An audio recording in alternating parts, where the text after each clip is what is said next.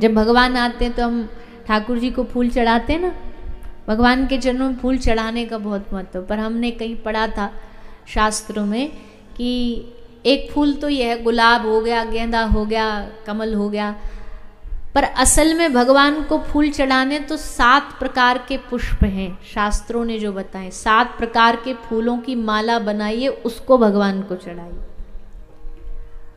तो उसको बड़े व्याख्या की गई है, पर हम संक्षेप में बता देते हैं। 8 फूलों की माला भगवान को, पुष्पों की माला चढ़ाइए। पहला क्या है? अहिंसा प्रथमम पुष्पम। पहला फूल क्या है? अहिंसा।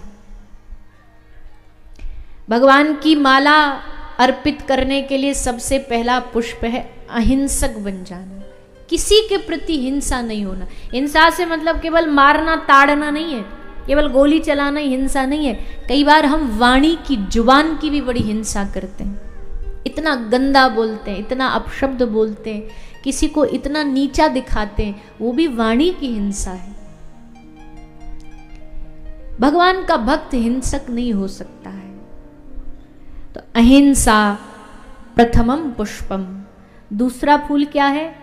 पुष्पम इंद्रिय निग्रह। भगवान की फूल माला में दूसरा पुष्प इंद्रियों का निग्रह है। इंद्रिय निग्रह मतलब इच्छाओं को कंट्रोल, इच्छा कम। पर ये बड़ा मुश्किल मामला है। इच्छा कहाँ कम होती है? इच्छा ही तो न चाहती है, एक खत्म होती दूसरी पैदा हो जाती है, दूसरी होती तीसरी पैदा हो जाती है। इच्छा सब कुछ हमें ही मिल जाए, सब कुछ हमें ही प्राप्त हो जाए, ये इच्छा। तो पुष्पम इंद्रिय निग्रह, इतना इतना पाने की चाह। एक बार कथा आती है, भगवान महादेव ने एक भक्त को कहा कि भैया हम तुझे वरदान दे रहे हैं। वरदान क्या है? तू अपनी आंखों से जितनी जितनी चीजों को देख लेगा वो सब तेरा। आंख से जो देखना है देख ले, वो सब तुझे मिल जाएगा। 1 घंटे का समय दिया उसे। 1 घंटे में अब भागा, अब ये देख लूं, अमेरिका भी चला जाऊं, ये भी देख लूं, वो फैक्ट्री देख लूं, वो दुकान देख लूं, मकान देख लूं, करते करते करते भूल ही गया कि 1 घंटे बाद जाना। वो देखने में अटके रह गया और मिला 0, क्योंकि टाइम आउट हो गया, तब पहुंचा था। यानी कि अधिक पाने की इच्छा में जो प्राप्त हो रहा वो भी छोड़ देते, वो भी गवा देते। इसलिए पुष्पम इंद्रिय निग्रह।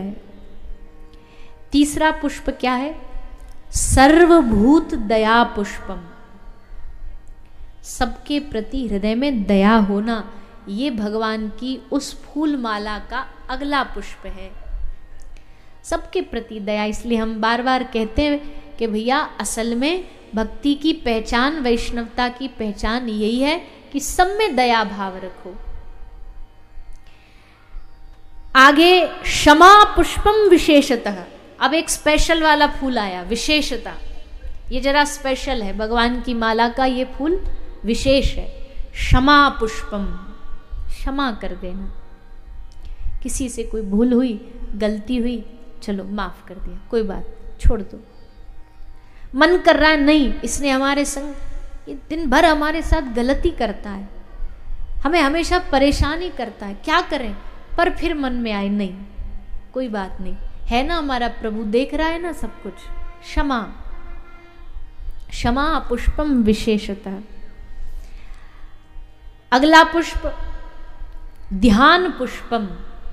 ध्यान का पुष्प भगवान की इस माला में लगाइए। तपम पुष्पम, तप करिए। अब तप क्या है? कलयुग का तप क्या है? कलयुग का तप ये नहीं कि कहीं एकांत में जाके आंख बंद करके तप करना।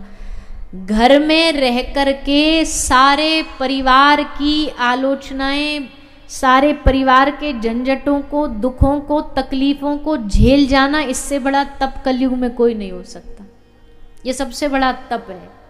जो घर में रह के कर पाया वो तपस्वी है। इसलिए तपम पुष्पम। और अंत में कहा ज्ञान पुष्पम तथैव च। ज्ञान रूपी पुष्प, इन पुष्पों को जोड़ करके फूलों की माला बनाइए और फिर भगवान को समर्पित करिए। ये फूल जो पुष्पों वाले ये तो कोई भी मार्केट से ले आएगा खरीद करके, पर ये माला बनाने में तो महाराज पूरा जीवन लग जाएगा, इतने गुण लाने में। पर प्रयास करिए कि ये पुष्प जो भगवान को पसंद है, इन्हीं पुष्पों को भगवान को समर्पित करें।